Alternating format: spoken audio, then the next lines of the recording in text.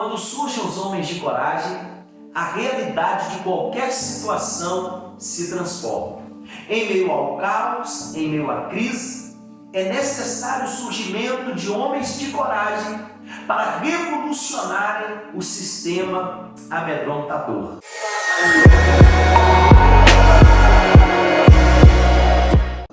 E é neste momento que eu quero chamar a sua atenção para despertar a sua vida para que você tenha um espírito encorajador, um espírito de coragem.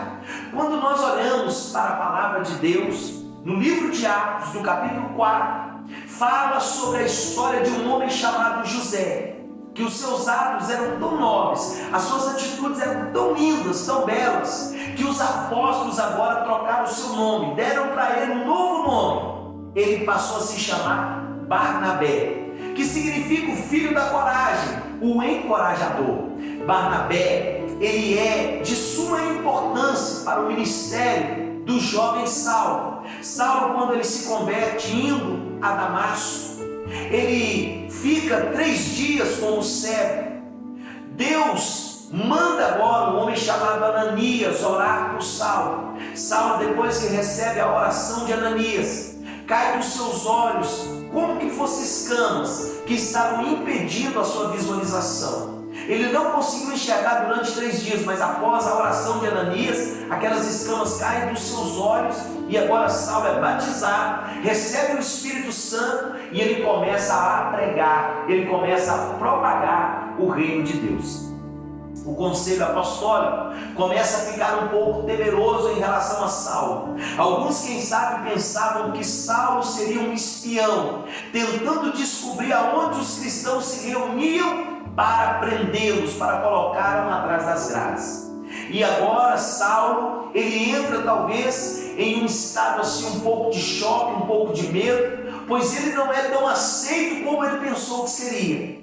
E Saulo volta para a sua cidade natal, ele vai para Tarso, e ele fica esquecido na cidade de Tarso. Após a morte de Estevão, o evangelho, o reino de Deus começa a ser propagado de forma violenta na terra. E chega na Antioquia alguns homens propagando o reino de Deus.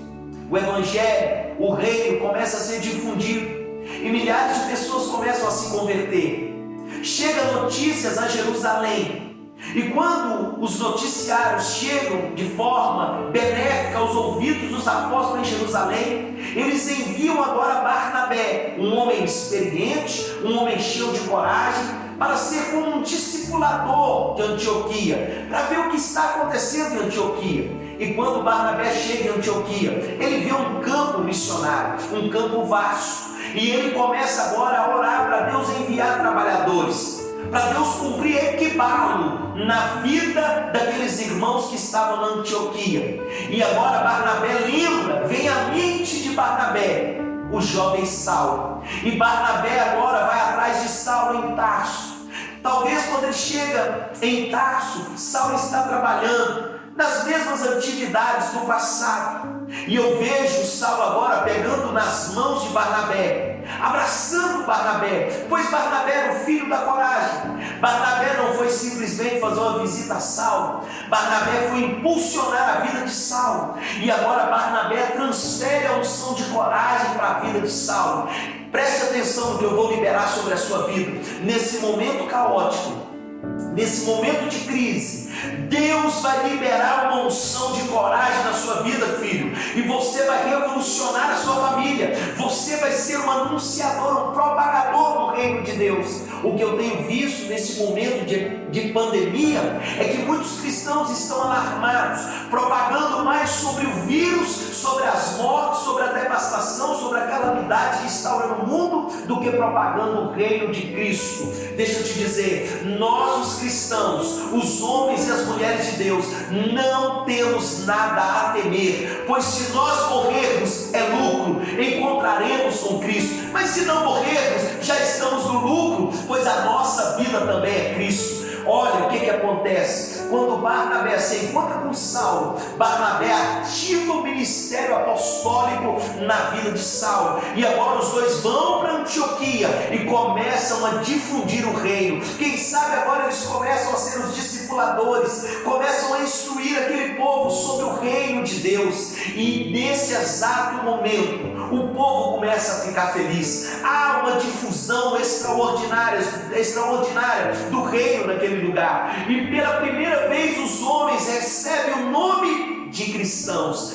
Olha o que acontece, querido, através da vida de um homem chamado Barnabé, o reino de Deus começa a se alastrar naquele lugar, através da sua vida, o reino de Deus vai alastrar na sua família. Você já pensou, você já parou para pensar que este momento de crise, este momento que você está em casa, em uma quarentena com a sua família, é um momento propício para a propagação do reino, é um momento propício para você evangelizar os seus pais, tirar um momento de oração com a sua família pela nação brasileira, é o momento de você professar a sua fé, de você se posicionar como homem e como mulher de Deus. Se um homem e uma mulher de Deus está temeroso, está enclausurado, com medo, temendo as adversidades, preocupado como será o dia de amanhã, querido, infelizmente você precisa tomar uma atitude diferente. Você precisa se posicionar, porque quando essa crise passar, quando essa diversidade cessar no mundo, qual é o tipo de igreja que ficará de pé? Qual é o tipo de igreja que será encontrada pelas pessoas que virão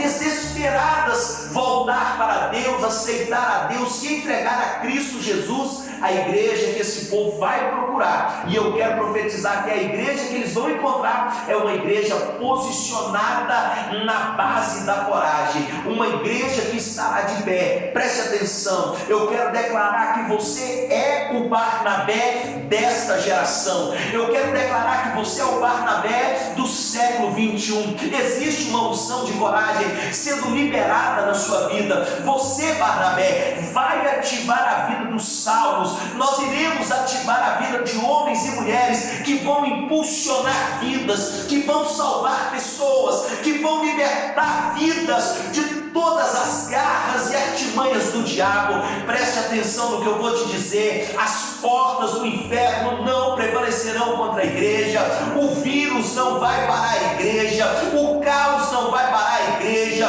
a pandemia não vai parar a igreja, pois a igreja do Deus vivo permanece de pé, inabalável. Esta é a palavra que Deus está liberando sobre a tua vida.